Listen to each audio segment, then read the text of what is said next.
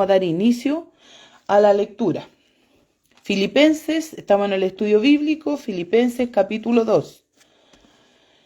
Comenzamos con los dos primeros versículos que son 1 y 2 y dice, primeramente la salutación, como siempre Pablo y Timoteo, siervos de Jesucristo, a todos los santos en Cristo Jesús que están en Filipos. Ay no, estoy mal. Estoy empezando con el hermano Jorge. Oh Señor, nada de salutación. Me voy al 1 y 2 de mi capítulo. El 2. Dice 1 y 2. Por tanto, si hay alguna consolación en Cristo, si hay algún consuelo de amor, si alguna comunión del Espíritu, si algún afecto entrañable, si alguna misericordia, completad mi gozo sintiendo lo mismo, teniendo el mismo amor, unánimes, sintiendo una misma cosa. Amén. La conducta enseñada, de la que nos habla Pablo, aquí nos pide, es la que nos leyó el hermano Jorge en el capítulo 1, del 27 al 30, donde requiere de la unidad. Hermanos en Cristo que están unidos puedan ayudarse y animarse mucho los unos a los otros, pero hermanos divididos hacen todo lo contrario. Aquí estamos hablando cuán necesaria es la unidad de los hermanos en Cristo. Los filipenses ya le habían dado mucho gozo a Pablo, como decía en Filipenses 4:1, dice, así que hermanos míos, amados y deseados, gozo y corona mía, estad así firmes en el Señor amado. Qué maravilloso como dice, gozo y corona mía. Ese es el gozo que Pablo sentía por los hermanos filipenses.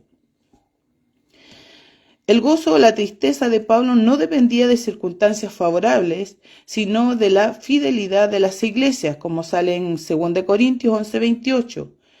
La preocupación por las iglesias, sintiendo lo mismo. O sea, a Pablo le interesaba mucho que las iglesias permanecieran unidas. Acá en este también dice sintiendo lo mismo. Pablo desea que los hermanos tengan sus almas unidas, que haya identidad de ideas y armonía de sentimientos, como la de los instrumentos de una orquesta perfectamente afinados. Qué maravilloso cuando una orquesta está perfectamente afinada. Qué maravilloso y cómo nos llega a emocionar. Yo lo vi ahora, aunque lo vi en el festival, fue lo único que vi cuando vino ay, se me olvidó el nombre del gallo, por favor, si alguno se acuerda que me lo diga. ¿Ah? Eso, Andrea Bocelli. Mire, cuando escuchaba no tan solo a él como el que estaba cantando, sino que la orquesta era algo que llegaba a emocionar. Era muy maravilloso y emociona hasta las lágrimas. Eso es lo que quiere Pablo de nosotros, esa unión, esa armonía, que estemos todos unidos a favor de una misma causa. Aquí Pablo emplea esta hermosa variedad de expresiones para hacernos ver la importancia de la unidad y la armonía en la iglesia. Toda ciudad o casa dividida contra sí misma no permanecerá. Aquí vemos la importancia de que la iglesia se mantenga unida, porque dividido no vamos a perdurar. Versículo 3. Nada hagáis por contienda o por vanagloria, antes bien con humildad, estimando cada uno a los demás como superiores a él mismo. Nada hagáis por contienda, también se refiere a egoísmo, al margen, rivalidad, no buscando rango, posesión, que no haya espíritu partidario. Con esta actitud algún hermano busca victoria personal sobre otro hermano, por medio de influencia humana, como la fuerza de número, o sea, mostrarse superior a otro. A veces en las mismas congregaciones nos comparamos con otras congregaciones, en la cantidad de números, como dice aquí, en la cantidad de hermanos que hay, o los que tienen más miran en menos a los que tienen menos, y empiezan a jactarse de que porque nosotros esto, que por eso aquí, que... Entonces, con una expresión de inteligencia superior, con esa vence a los opinantes. También deben examinarse como cuidando en conexión con este texto. Si algún hermano tiene más alto concepto de sí que el que debe tener, hay gran peligro de rivalidades y partidos. O sea, no nos debemos considerar más que el otro. Por eso desde allí siempre empezar desde la humildad. Y la humildad, no esa humildad que se dice como para que crean que soy humilde, sino que tiene que ser de corazón. Cuando nosotros decimos que somos aprendices es porque en ningún momento nos consideramos maestros, mi hermano. Y eso es de corazón. No por vanagloria. La vanagloria denota una gloria vacía. Es una especie de orgullo que es vacío, porque tal vanaglorioso quiere exaltarse a sí mismo en lugar de buscar el bien de la congregación. El interés propio no debe ser el objetivo del cristiano. Ninguno de nosotros debe demostrar o debe querer sentirse mejor que el otro. Todos debemos ir, o como se dice, remar, como decían los antiguos, para un mismo lado. Y todos estamos para la obra y el servicio de Jesucristo, no sintiéndonos mayores que otros o con mayor conocimiento, porque a veces el que tiene mayor conocimiento también a veces se jacta de eso y no debe ser así. Todos debemos buscar el conocimiento a través de la palabra, pero no por eso demostrar que unos sabemos más que otros. Antes bien, con humildad, estimando cada uno a los demás como superiores a él mismo. Debemos mirarnos a los demás como que cada uno es superior a nosotros mismos. Cada uno a lo mejor en su forma, en su manera, en su actuar, a lo mejor puede que yo sí tenga más lectura, tiene más oración. A eso debemos, por eso no debemos mirarnos superiores, porque otro hermano puede ser superior a mí en otra cosa. Y mirándonos así, pasamos a ser humildes. Cada cristiano sabe sus propias faltas y debilidades. De esta manera es fácil suponer que el otro hermano es mejor que él. La humildad impide y destruye el deseo de ganar la primacía sobre otros hermanos. El hermano humilde no promueve su propia reputación. Continuamos con el versículo 4. Dice, no mirando cada uno lo suyo propio, sino cada cual también por lo de los otros. No debemos descuidar nuestro propio empleo o negocio, pero sí debemos ver más allá de los propios. En este caso, no debemos descuidar tampoco nuestra salvación, pero sí también debemos velar por los demás, por los intereses de los demás hermanos. ¿Qué iglesia más fría cuando cada miembro es absorbido por sus propias cosas y solamente piensa en sus propios deseos? No estaríamos bien. No, es que yo quiero mi sanación, yo quiero mi salvación, es que yo vengo a orar por estas peticiones, o en la misma iglesia peleando por mis derechos como cristiano, como hermano, por los planes que yo traigo para la misma congregación. No, aquí todos debemos ser uno, no ver mi propio interés, en qué quiero yo demostrar o qué quiero yo dar, sino que para eso hay un pastor y él es el que debe tener la visión para ver a quién pone en cada puesto. No dicen, no, es que yo soy buena para esto. No, todo es dado por Dios y Él usará a su hijo que tiene al frente para poder ocupar cada puesto. El cristiano es advertido contra entremeterse en asuntos ajenos. O sea, pero porque aquí decimos, claro, velar por mi propio bien, pero también debo velar por los demás. Pero eso no quiere decir que deba entremeterme en la vida de los demás hermanos. Bueno, aquí hay hartos versículos que por el tiempo no voy a buscarlo, que uno no debe meterse en los asuntos ajenos, como Timoteo. Vamos a leer uno, para no dejarlo así como vacío. 1 Timoteo 5:13. 1 Timoteo, si algo lo encuentra, ya aquí lo encontré. Timoteo 5:13 dice, y también aprendan a ser ociosas, andando de casa en casa, y no solamente ociosas, sino también chismosas y entremetidas, hablando de lo que no debieron. Bueno, en este caso hablaba de las viudas que iban de casa en casa en vez de dedicarse a lo que les convenía. ¿Ya? Pero aquí se nos enseña a tener solicitud por los hermanos, a preocuparnos unos por otros y buscar la manera de servirles la manera de servirles. Por ejemplo, a los que recién convertidos, a los débiles en la fe, a los descarriados. Nosotros debemos ayudar a su hermano. Si nosotros vemos a un hermano en esa situación, buscar la manera de cómo ayudarlo. Eso es lo que quería Pablo. Y a los hermanos que tengan problemas de cualquier índole. Muchos hermanos, tanto jóvenes como también hermanos avanzados en años, necesitan de nuestra atención.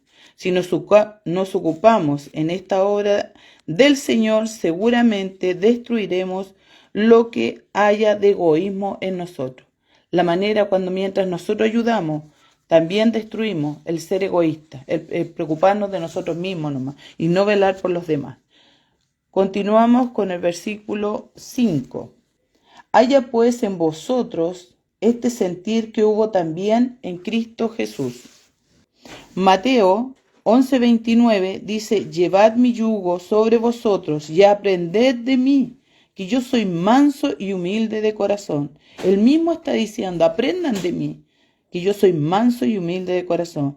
Cristo Jesús es el perfecto ejemplo de la humildad enseñada en los versos del 1 al 4 del capítulo 2 de Filipenses. Él dejó su habitación celestial y su gloria inefable para nacer en un pesebre, tomando la forma de hombre. Fue criado en Nazaret, una ciudad despreciada por los de Judea. Eso lo pueden ver en Juan 1:46. Era Galileo y algunos de sus apóstoles también eran galileos. Llevó una corona de espinas, murió sobre una cruz romana como malhechor y fue sepultado en un sepulcro ajeno. De esta manera, nuestro Señor Jesucristo tomó la forma más humilde de la humanidad para salvarnos y para dejarnos el ejemplo perfecto de humildad. ¿Ya? Continuamos con el versículo 6. El cual, siendo en forma de Dios, no estimó el ser igual a Dios como a cosa a que aferrarse. Siendo en forma de Dios se refiere pues al estado divino, su deidad, y o a la gloria que Cristo tenía con el Padre antes que el mundo fuese. Eso está en Juan 17:5. Juan 17:5 dice, ahora pues, Padre, glorifícame tú al lado tuyo, con aquella gloria que tuve contigo antes que el mundo fuese. Aquí está claramente de la gloria que él tenía antes. Posiblemente la palabra se refería a las dos cosas porque los dos conceptos no chocan, que es su deidad y la gloria que él tenía. Cuando Cristo llegó a ser hombre, no se despojó a sí mismo de su deidad, no dejó de ser Dios. En el cielo Cristo tuvo el aspecto de Dios y eso aparece en Juan 5:37. En la tierra, sin embargo, tuvo el aspecto de un siervo. Su conducta era la de un siervo, aunque demostraba ampliamente que era Dios. No estimó el ser igual a Dios. Jesucristo siempre era y siguió siendo igual a Dios aquí en la tierra. Colosenses 2:9 dice, porque en él habita corporalmente toda la plenitud de la deidad. Aquí podemos ver que en ningún momento dejó de ser Dios. Él siempre siguió siendo Dios. Después decía, como cosa a que aferrarse. Cristo no estimó el ser igual a Dios en cuanto a la majestad celestial como cosa a que aferrarse o asirse fuertemente, como a un premio o tesoro demasiado precioso para ser dejado aún por un tiempo corto, es decir, Cristo no rehusó a humillarse, al contrario, estaba dispuesto a llegar a ser un hombre para morir por nosotros. Él no se aferró a eso, dijo, pero si yo soy Dios aquí y me aferro y cómo voy a ir a ser un siervo. No, él no escatimó eso, él no se aferró a eso, a su deidad, sino que como hijo de Dios, él se humilló. ¿Para qué? Para convertirse a llegar aquí a la tierra en forma de hombre. 2:7 dice, sino que se despojó a sí mismo, tomando la forma de siervo, hecho semejante a los hombres. Se despojó a sí mismo, este texto se refiere simplemente y sencillamente a la encarnación de Cristo. Esa es la forma en que él se despojó, a que él se encarnó. Cristo se despojó a sí mismo, tomando la forma de siervo, hecho semejante a los hombres. Se despojó, ¿cómo? Tomando la forma de siervo. ¿Cuándo? Cuando fue hecho semejante a los hombres. Pero su humillación no afectó en lo más mínimo su deidad. Se refiere únicamente a una gran humillación en la encarnación, de que vino a ser hombre para morir por nosotros, así salvarnos de los pecados. Dios no podía morir por nosotros, porque Dios no puede morir. Los ángeles no podían morir por nosotros. El hombre no podía morir por sus propios pecados, porque todos los hombres han pecado, como dice en Romanos 3:23. La sangre de animales no puede quitar los pecados. Entonces, ¿cuál era la solución? Dios llegó a ser hombre para poder morir por nosotros. No había y no hay otro plan de salvación. Era la única manera en que Él tuviera que encarnarse, a ser siervo para poder salvarnos a nosotros. Mateo 1:23 dice, y llamarás su nombre Emmanuel, que traducido es Dios con nosotros. Constantemente Jesucristo lo demostró a través de su vida al demostrar sus atributos divinos. Juan 1 dice, en el principio era el Verbo, y el Verbo era con Dios, y el Verbo era Dios. Y aquel Verbo fue hecho carne, y habitó entre nosotros, y vimos su gloria, gloria como del unigénito del Padre, lleno de gracia y de verdad. Y como habíamos dicho en Colosenses 2:9, porque en él habita corporalmente toda la plenitud de la deidad. Con esta afirmación, Pablo refuta a los falsos maestros que decían que Cristo no podía ocupar el cuerpo físico porque según ellos el cuerpo es pecaminoso. Por lo tanto, decían que Jesús era simplemente un hombre. Pero aquí todos estos versículos que hemos leído y unos tantos más que hay, dejan claramente que en ningún momento dejó de ser Dios. Era Dios el Hijo, el hecho carne. Continuamos con el versículo 8. Y estando en la condición de hombre, se humilló a sí mismo, haciéndose obediente hasta la muerte, y muerte de cruz. Condición de hombre, así que cuando los hijos participaron de la carne, sangre, él también participó de lo mismo. Como decía en Hebreos 2:14. Se humilló a sí mismo. La encarnación de Cristo era un acto supremo de humildad. Además, no buscó los honores altos, los que son para reyes y príncipes, sino que se asociaba con los pobres. No exigió para sí mismo las dignidades y privilegios humanos como lo hicieron los líderes civiles y religiosos de su tiempo. Mas yo estoy entre vosotros como el que sirve, en Lucas 22:27. Si el gran monarca se portó así, cuánto más los hermanos de Filipo y los de todo lugar debemos portarnos humildemente. Si Cristo mismo obedeció las leyes de Dios, cuán importantes son la humildad y la obediencia ante los ojos de Dios. Obediente hasta la muerte, hasta la sangre, dice en Hebreos 12:4. Muchos están dispuestos a obedecer si les es conveniente, si no hay peligro, pero la verdadera obediencia a Dios puede ser causa de nuestra muerte. Debemos ser como los soldados que saben que la obediencia a sus superiores bien puede ser obediencia hasta la muerte. Sé fiel hasta la muerte y yo te daré la corona de vida. Esto fue dicho por Jesús en Apocalipsis 2:10. Él mismo nos dice que seamos fieles hasta la muerte. Debemos despojarnos de todo, así como Él se despojó, nosotros también debemos entregarlo todo por Él. En estos tiempos nos toca más fácil en comparación a los apóstoles, a los primeros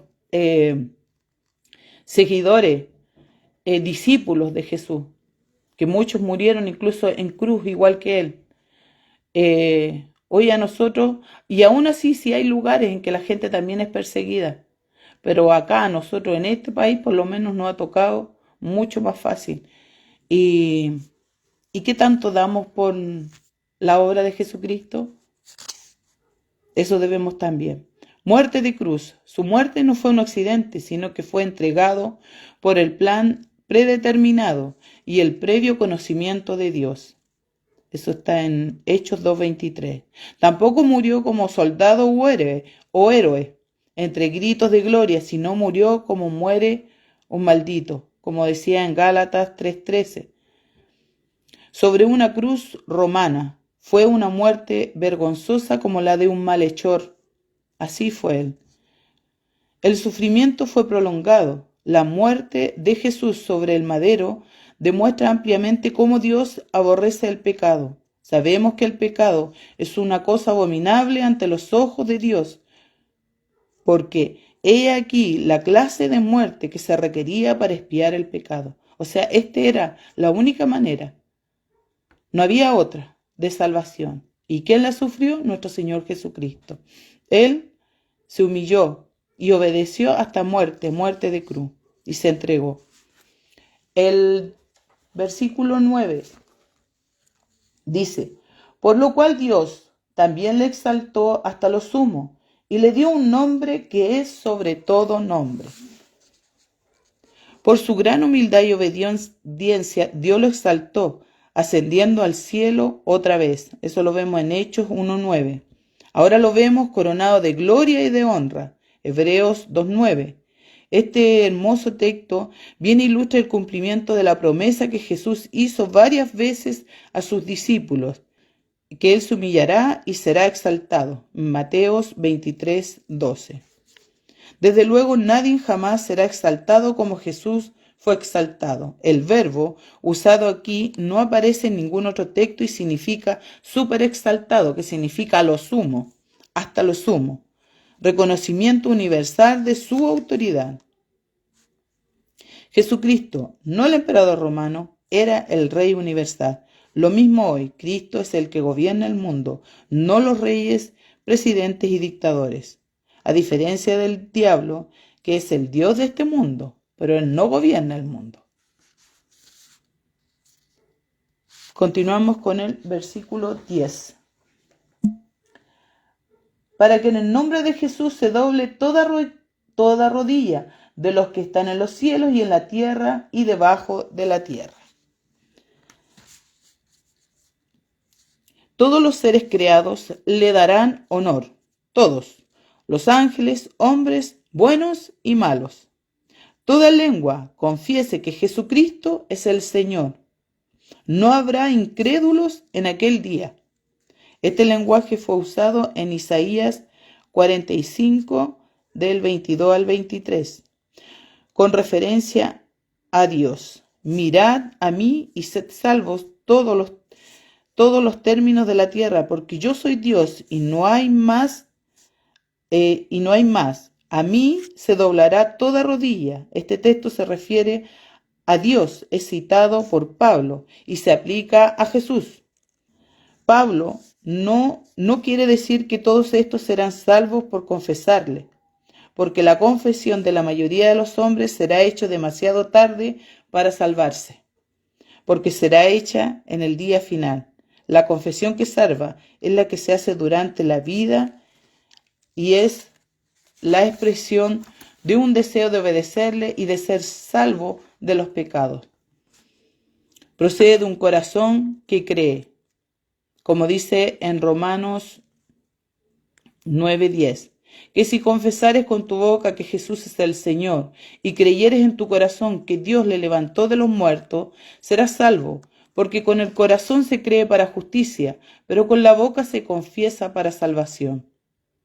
La confesión de este texto en Filipenses 2:11 indica que tarde o temprano todo ser celestial, terrenal y aún lo infernal reconocerá y confesará a Cristo como Señor, como Rey de Reyes. Verdaderamente Él es el gobernador y el juez del universo, y esto por el decreto de Dios Padre y para toda su gloria. Muchas veces hay personas que decían, incluso uno mismo cuando a veces escuchaba, pero si todos confesarán, no quiere decir que todos van a reconocer, entonces todos van a ser salvos.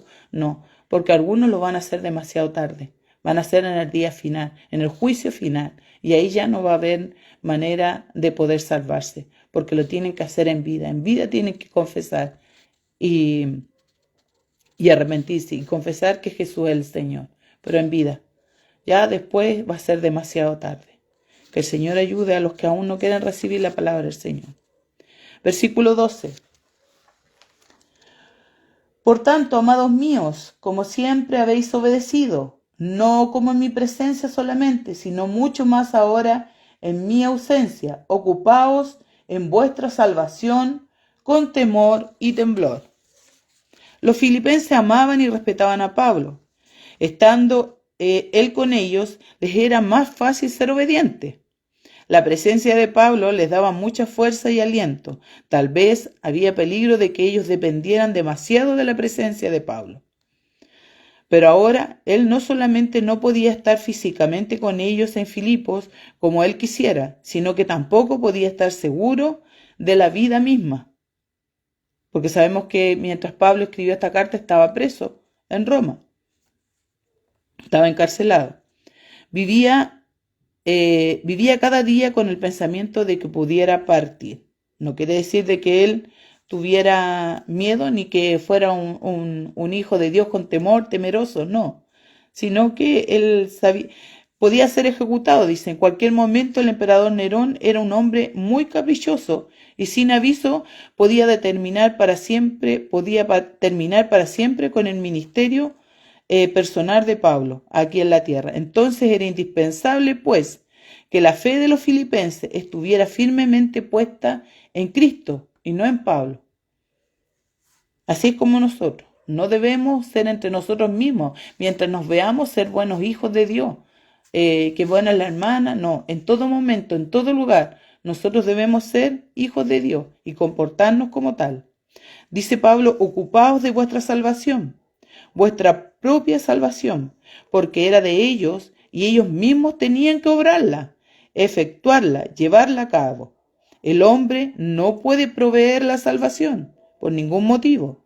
No puede proveer un salvador tampoco, pero puede y debe hacer su parte para aceptarla y de esa manera hacerla una realidad. Pablo no dice la salvación de Dios, sino vuestra salvación. Dice Pablo, he peleado, he acabado, he guardado. Dios hace posible la salvación, pero el hombre tiene que pelear, acabar y guardar. Yo prosigo la meta, o sea, depende de cada uno. También Dios nos da la salvación, pero nosotros tenemos, como así decía Pablo, pelearla, lucharla, insistir, seguir firme. Hay que proseguir a la meta, no quedarnos. No debemos quedarnos dormidos. Tenemos que preocuparnos de nuestra salvación. Pablo manda a los filipenses a ocuparse con temor y temblor. ¿Cuántos miembros de la iglesia están sirviendo a Dios con temor y temblor? Últimamente hemos hablado varias veces del temor y temblor. Así que recibiendo nosotros un reino inconmovible, tengamos gratitud y mediante ella sirvamos a Dios agradándole con temor y reverencia, porque nuestro Dios es fuego consumidor. Eso sale en Hebreos 12, 28 al 29.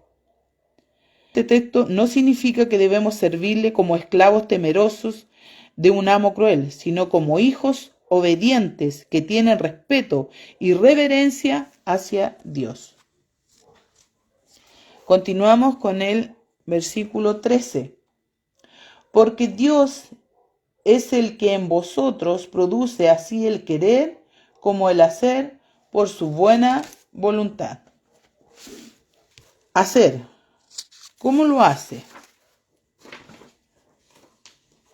En Tesalonicenses 2:13 dice, por lo cual también nosotros, sin cesar, damos gracias a Dios de que cuando recibiste la palabra de Dios que oíste de nosotros, la recibisteis no como palabra de hombre, sino como según en verdad la palabra de Dios, la cual actúa en vosotros los creyentes. Dios obra en nosotros por medio de su palabra. Efesios 6:17. y tomad el yelmo de la salvación y la espada del Espíritu, que es la palabra de Dios. Romanos 10:17. Así que la fe es por el oír, y el oír por la palabra de Dios. O sea, es la que produce en nosotros tanto el hacer como el querer. El versículo 14 dice: haced todo sin murmuraciones y contiendas. Murmuraciones, gruñidos. Pablo vuelve a la exhortación de los versos del versículo 2 al 4. Cuando hay un murmullo, ninguno quiere hablar abiertamente. Y en Juan 7, 12, 13 dice: y había gran murmullo acerca de él entre la multitud, pues unos decían, es bueno, pero otros decían, no, sino que engaña al pueblo. Pero ninguno hablaba abiertamente de él por miedo a los judíos. El que murmura habla entre dientes, a veces se oye el murmurar como un gruñido de descontento. Hay muchos que se pasan la vida murmurando, se quejan del gobierno, de la enfermedad, de la pobreza, de los vecinos. Hay hermanos en Cristo que se quejan incluso de otros hermanos. Aunque Santiago nos dice, hermanos, no os quejéis unos contra otros, para que no seáis condenados. He aquí, el juez está delante de la puerta. Eso está en Santiago 5:9. Pero nos dice, hospedaos los unos a los otros sin murmuraciones. O sea, es como hospedados los unos a los otros sin murmuraciones. ¿Cómo nos enseñan distintas etapas que no hay que murmurar? No hay que murmurar los hermanos murmuraciones entre hermanos.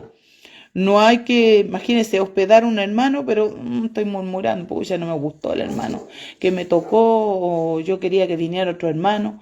Sobre todo nosotros que somos una iglesia que a veces recibe hermanos de distintas partes del país y tenemos que darle hospedaje en nuestras casas, y debe ser sin murmuraciones, no mirando a quién, ni por qué yo, no de malas ganas, sino que con un corazón generoso, de hospedador, con alegría y con gozo de recibir a hijos del Señor. Y qué mejor que compartir entre hermanos de la misma fe.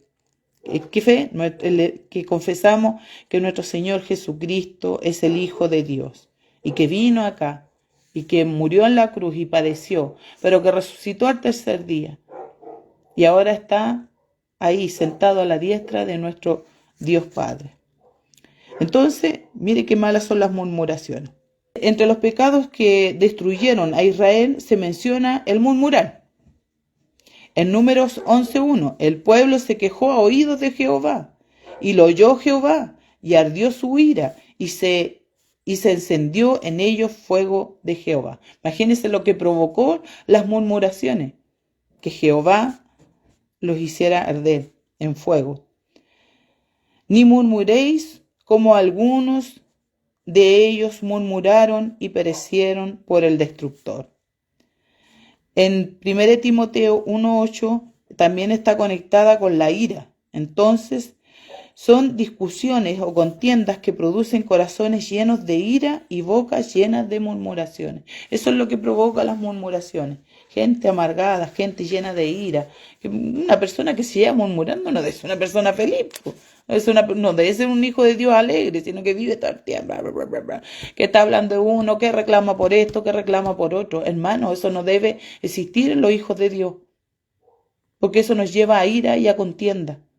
Así que, ojo, cuando estemos murmurando de los demás hermanos, de lo que pasa en la congregación, de cualquier cosa que a ti no te guste y estemos con murmuraciones. Eso es feo. ¿Y qué nos hace? Nos lleva a la ira, a la contienda, al enojo, a la amargura. Continuamos con el 15. Versículo 15. Para que seáis irreprensibles y sencillos, hijos de Dios sin mancha en medio de una generación maligna y perversa, en medio de la cual resplandecéis como luminares en el mundo. Para que seáis irreprensibles, libres de censura. Irreprensible es alguien que no te pueden apuntar con el dedo. Es una persona libre, irreprensible, que no tienen cómo decir, pero si yo te vi a ti, no sé, pues, aquí en la iglesia te ves muy bien con tu señora, la tratáis muy bien, pero yo te vi el otro día que tú afuera la estáis tratando súper mal, pues con garabatos, con poco amor, que tratáis mal a tus hijos. No, no debe ser. Porque dice que nosotros en todo lugar debemos ser iguales. No dice, no como en mi presencia, dice Pablo. Tiene que ser en todo lugar, no como en presencia de nuestro hermano. En todo lugar, ya varias veces lo hemos hablado, de que en todo lugar tenemos que ser iguales. Ser luz. Entonces, si nosotros somos irreprensibles, una persona que nadie te puede apuntar con el dedo. ¿Cuántas veces las iglesias o las congregaciones han sido mal miradas? ¿Cuánta gente no se acerca por cristianos o pseudo cristianos que dicen ser cristianos y después están haciendo todo lo contrario de un hijo de Dios? Y eso que hace que los demás que vean, ustedes saben que los demás son los que están mirando y están pendientes de su ojo y van a decir, no, imagínate, si este es cristiano, ¿a qué voy a la iglesia? Mejor no voy. Por eso debemos cuidarnos. Y no cuidarnos como dice, lo voy a hacer donde no me vean. Recuerden que Dios nos está mirando. Él nos ve, Él ve todo lo que hacemos. Si no, seríamos hipócritas. Libre de censura, entonces. Eso sería una persona irreprensible. No dar ocasión al adversario para criticar y blasfemar. Desde luego, los oponentes nos acusan falsamente. Sobre esto no tenemos control. Hay mucha gente que nos va a acusar falsamente. Pero en cuanto dependa de nosotros, debemos siempre estar sin culpa, según el juicio justo de otros y de Dios. Sencillos, puros, sin mezcla, sin doblez, sin engaño, inocentes como palomas, ingenuos para el mal, o sea, ingenuidad, o sea, no tener la malicia en nuestra mente. Hijos de Dios. Obsérvese que Pablo exhorta a los cristianos a hacer todo sin murmuraciones y contiendas para que seamos hijos de Dios. Debemos amar a los enemigos para que seamos hijos de Dios. Una de las definiciones del término hijo es seguidor o imitador. Debemos imitar. Dice, no somos verdaderos hijos, imitadores de Dios si no lo imitamos. Debemos imitar a nuestro Señor Jesucristo. Recuerden que los demás deben ver a nuestro Señor Jesucristo en nosotros, en nuestro comportamiento, en nuestro vivir diario, en cada conducta que nosotros tengamos, sin mancha, sin defecto e imperfección, en medio de una generación maligna y perversa, torcida y perversa, porque así está ahora. No está ahora solamente, siempre ha habido maldad, pero cada vez, recuerden que la Biblia lo dice, la maldad va a ir aumentando, y lo vemos que cada vez la maldad aumenta. Y así está, hay una generación maligna y perversa, llena de maldades. ¿Pero qué debemos ser nosotros? Luz. La luz del mundo. ¿Quién era la luz del mundo? Nuestro Señor Jesucristo. Y los cristianos también son luz, como dice en Mateo. Debemos ser luz, como dice en Mateo 5:16. Por medio de sus vidas santificadas, irreprensibles e inocentes. Y también por su obra de predicar y enseñar el Evangelio. Esa es la manera en que nosotros somos luz. La lucha entre la iglesia y el mundo se presenta en varios textos como la lucha entre la luz y las tinieblas. Así es nosotros. Los demás son tinieblas, nosotros debemos ser luz. Versículo 16. Asidos de la palabra de vida. Dice, asidos de la palabra de vida para que en el día de Cristo yo pueda gloriarme de que no he corrido en vano ni en vano he trabajado.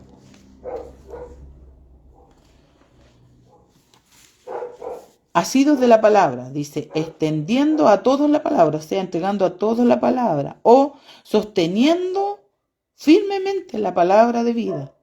Uno de los requisitos para ser obispo en Tito 1:9 es que sea retenedor de la palabra. O sea, en nosotros debe morar la palabra de Dios.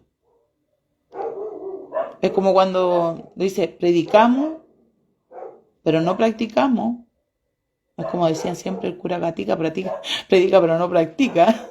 Ya, así nosotros debemos ser cuando nosotros escuchamos la palabra, también tenemos que ser hacedores de su palabra. ¿Para qué? Para que podamos ser luz, para que nosotros puedan ver a Cristo. Versículo 17.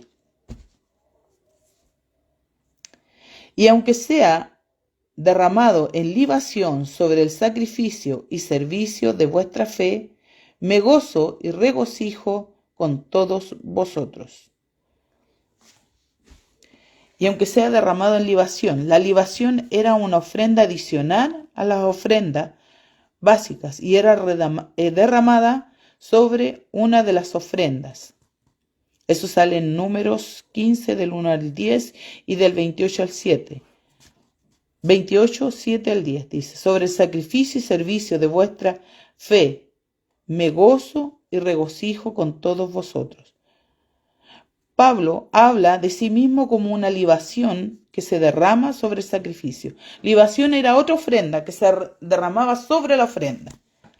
En este caso era como el vino. En ese tiempo el vino era como la libación. Ya había una ofrenda, entonces se derramaba. La otra ofrenda era el vino. Esa era la libación. Era otra ofrenda. O sea, él se derramaba sobre la ofrenda. Los filipenses para Pablo eran una ofrenda hacia Dios, porque ellos habían creído, porque él había trabajado en ello. Y entonces él era como otra ofrenda, que a él no le importaba derramarse. O sea, él se ofrecía como otra ofrenda más. ¡Qué maravilloso! Ser ofrenda, una ofrenda más para el Señor. Él se expresaba como una libación, era una ofrenda. Pablo hablaba a sí mismo como una libación que se derrama sobre el sacrificio. El servicio fiel de los filipenses, que eso era. Durante su ministerio a los gentiles, él siempre se ponía a grandes riesgos y peligro. O sea, por eso esa era su forma de ofrendarse. Él no temía perder la vida si era por el servicio. No importa, él se ofrecía como ofrenda. Sufrió todo esto al llevar el evangelio a los gentiles.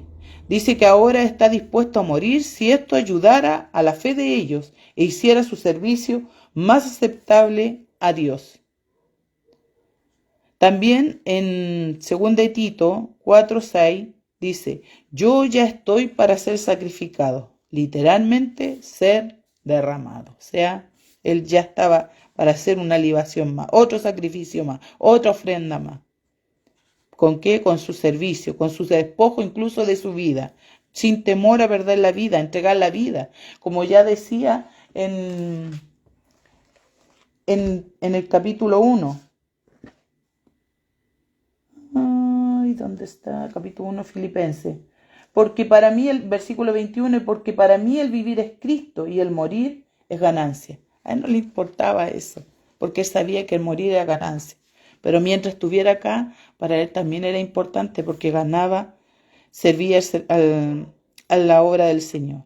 Pablo era pues un buen ejemplo de la enseñanza de los versículos. Aquí damos una buena enseñanza de cómo él se ofrecía como ofrenda. Primero, les exhortaba a imitar a Cristo, el ejemplo perfecto y perfectamente sublime.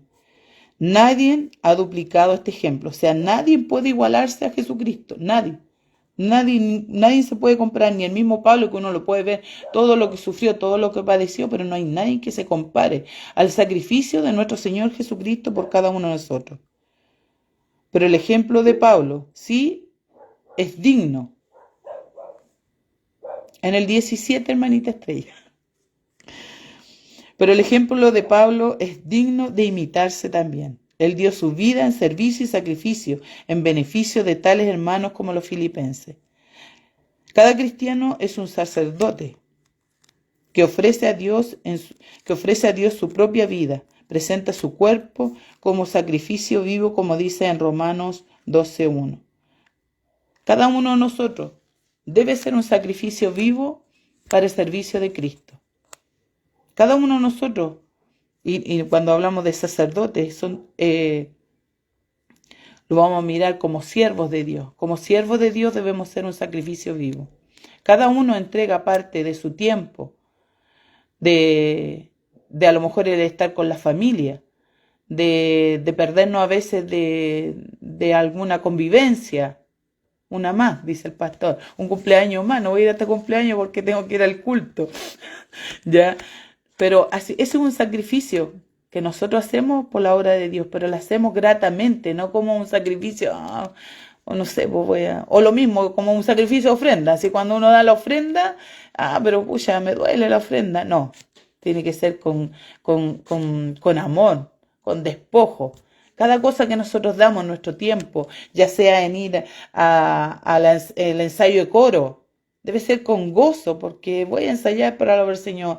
Si tengo que estar aquí en este mismo estudio, si tengo que tomar mucho tiempo para poder hoy día estar impartiendo o sea, escudriñando la palabra, debe ser con gozo, con alegría.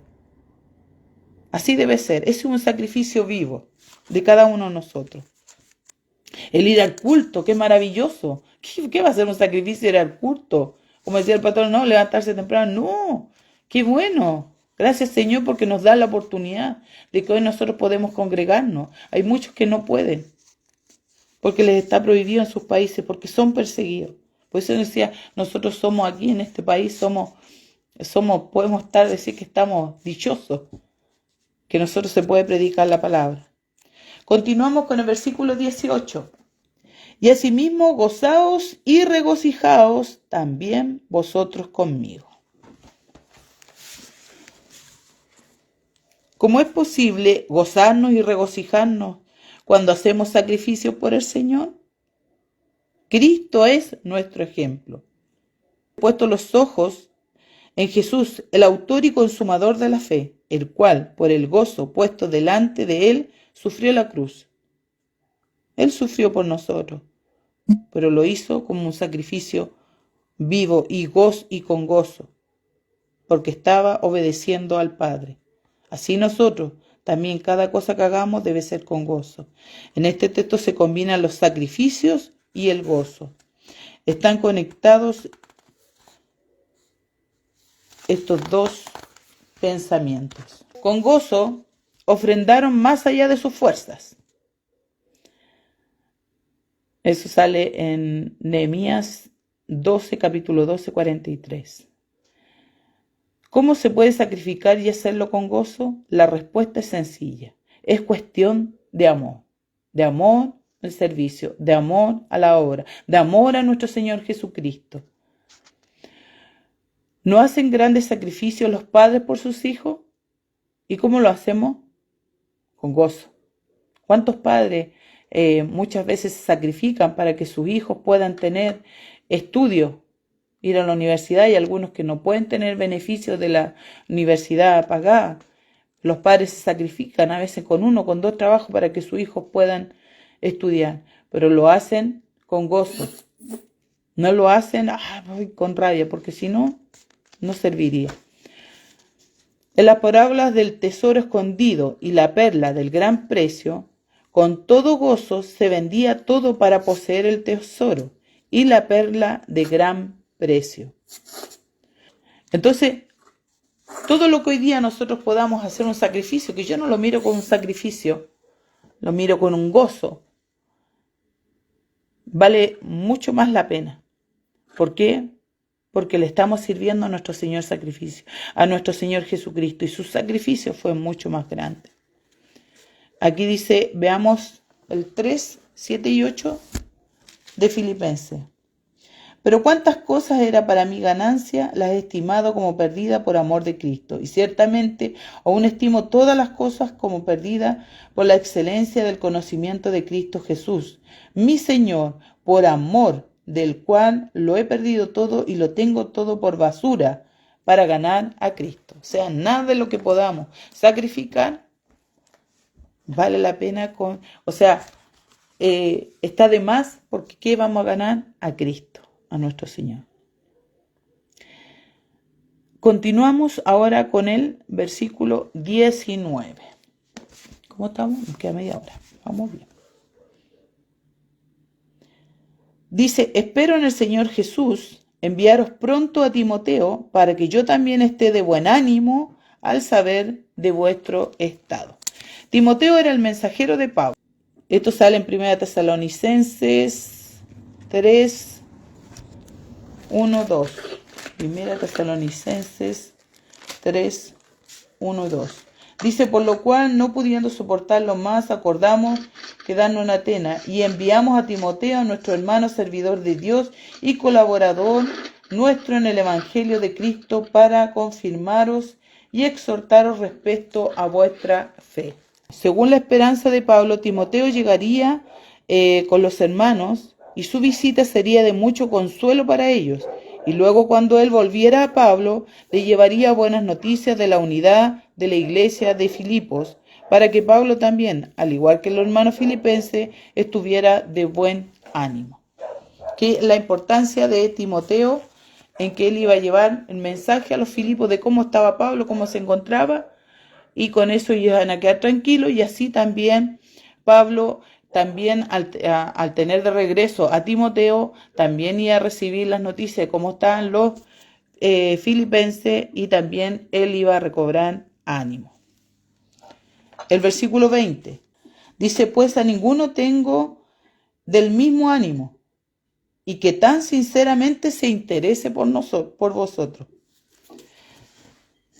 Algunos creen que Pablo dice, como traduce la Biblia a las Américas, pues a nadie más tengo del mismo sentir mío. O sea que, ¿ya?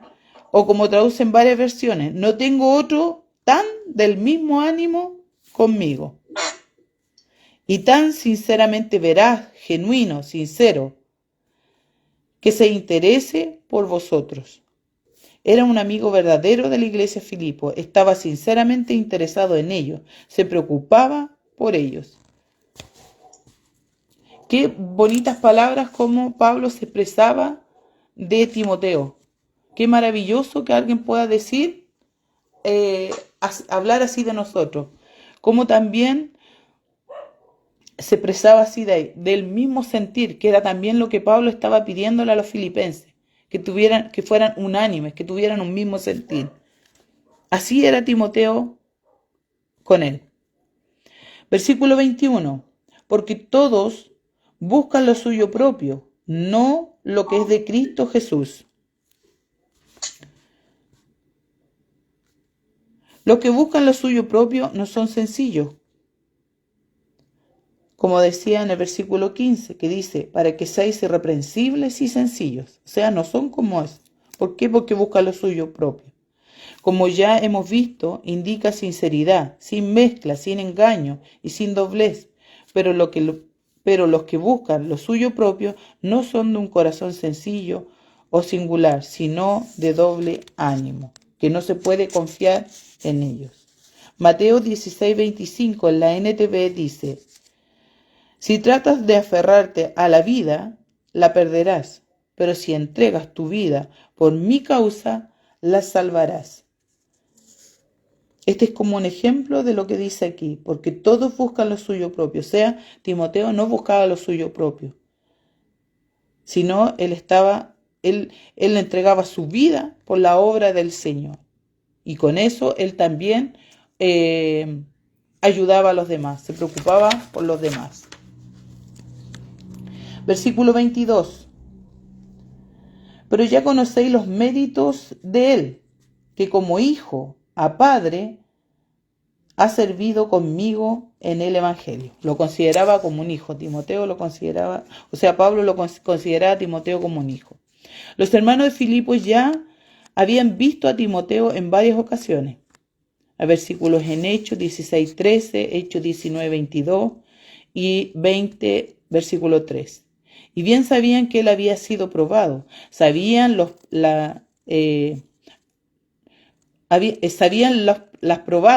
probados méritos de este evangelista joven.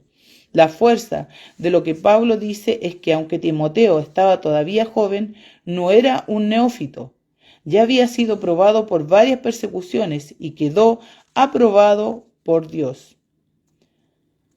Por lo tanto, era un obrero eficaz y buen representante de Pablo. Qué maravilloso es tener esa confianza en un hijo de Dios.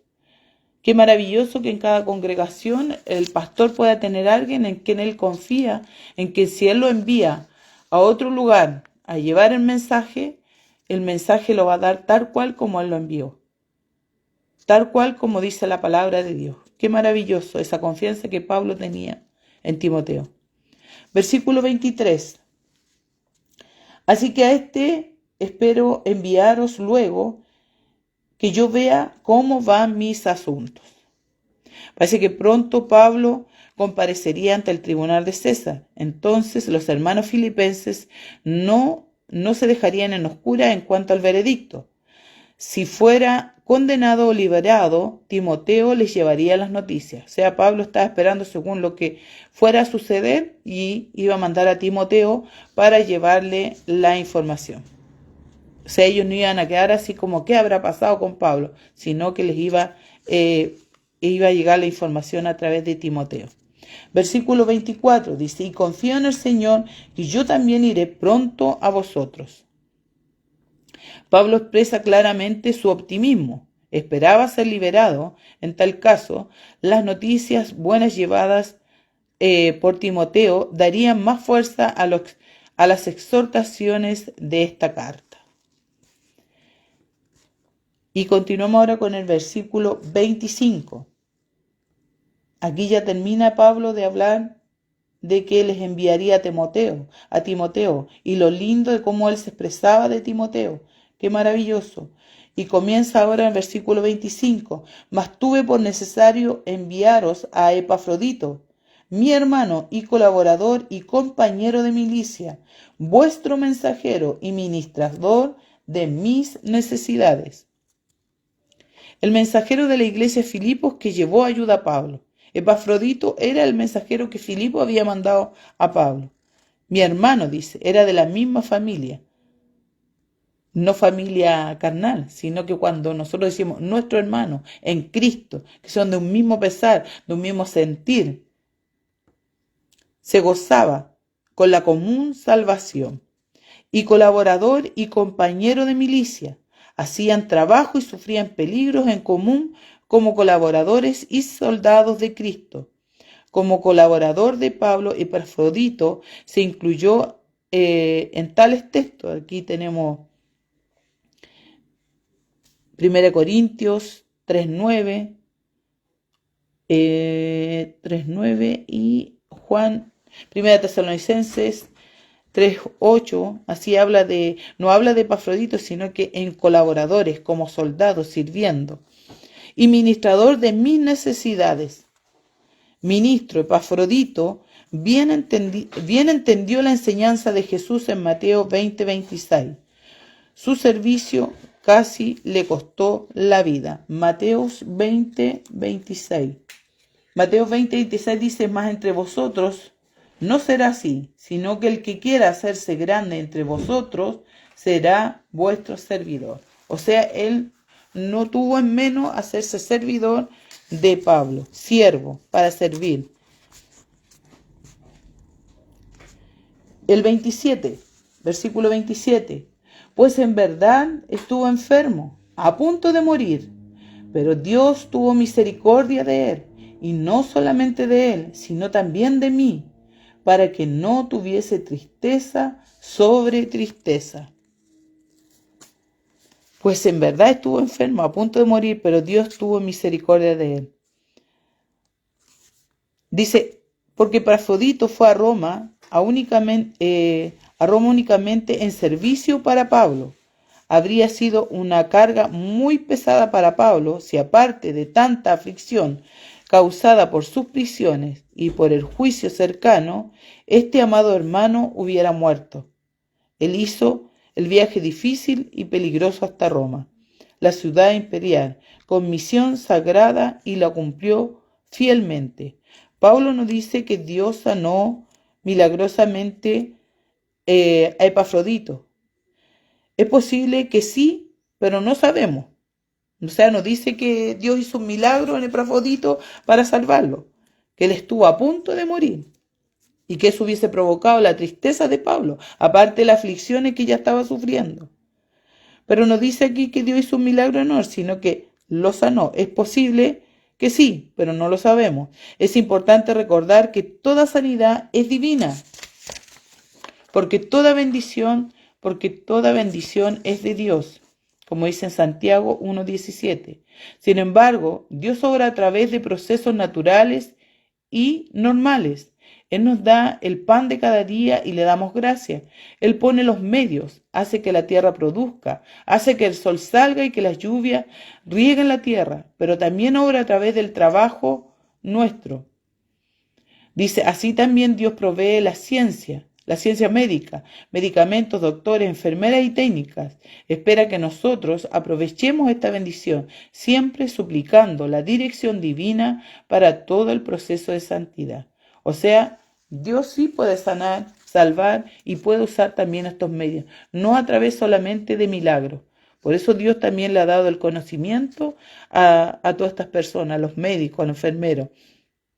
Incluso en las mismas plantas hay sanación. Y todo eso es dada por Dios a través de su creación.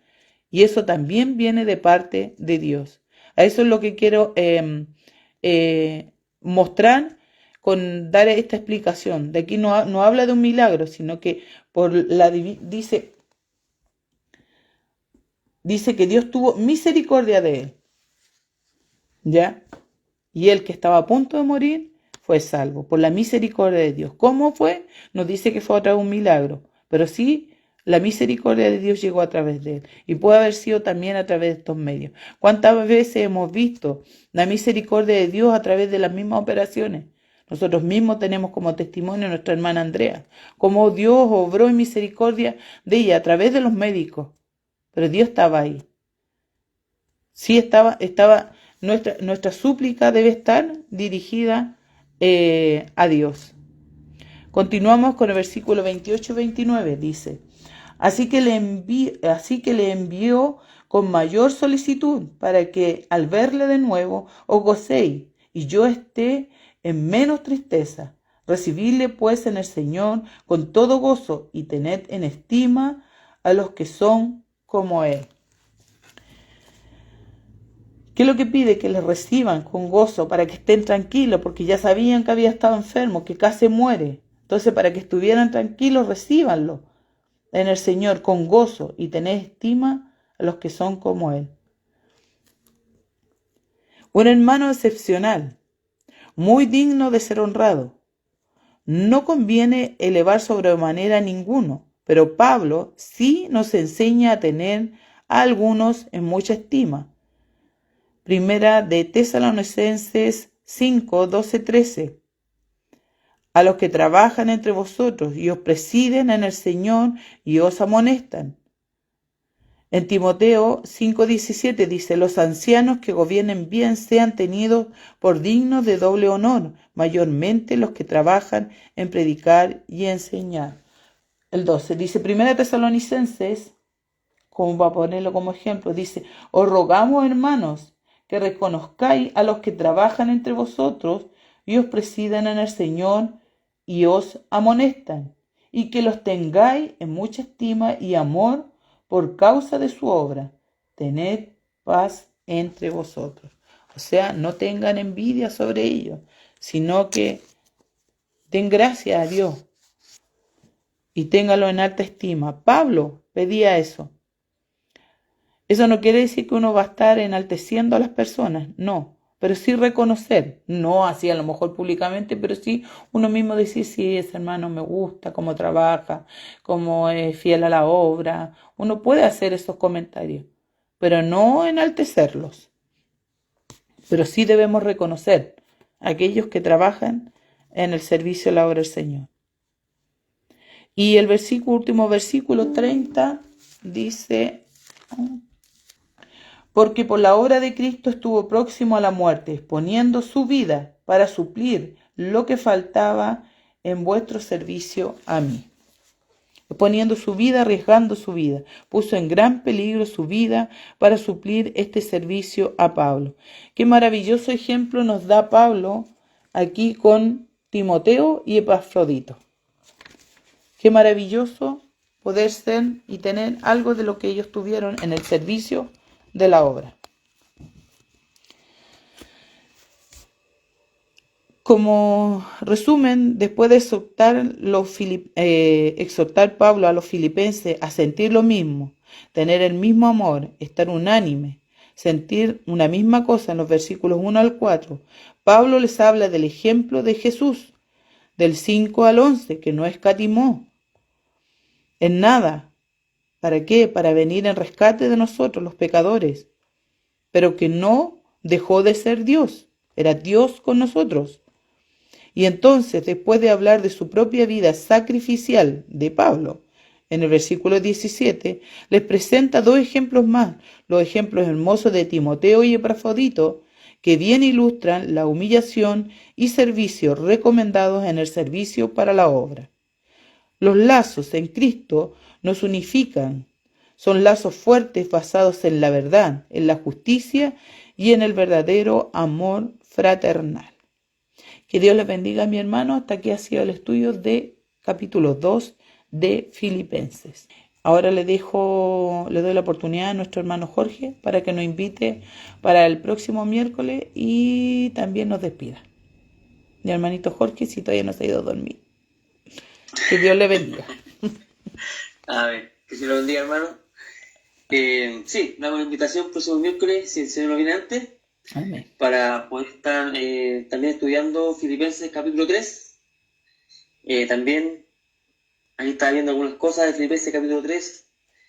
Me llamó la atención, Pablo no era animalista, porque dice, guardado de los perros. Guardado de los perros. Bueno, ahí vamos a ver la explicación por qué Pablo dice guardado de los perros. Pobres perritos, ¿no es cierto? Pero ahí vamos a ver también, ahí vamos a ver el contexto también de por qué lo dice. ¿Cierto? Bueno, y guardado otras cosas también, como los malos obreros, de los mutiladores del cuerpo, etcétera, etcétera. Y vamos a estar también estudiando el capítulo 3. Así que le hago la invitación para el próximo miércoles a las 8 por el mismo medio. Amén.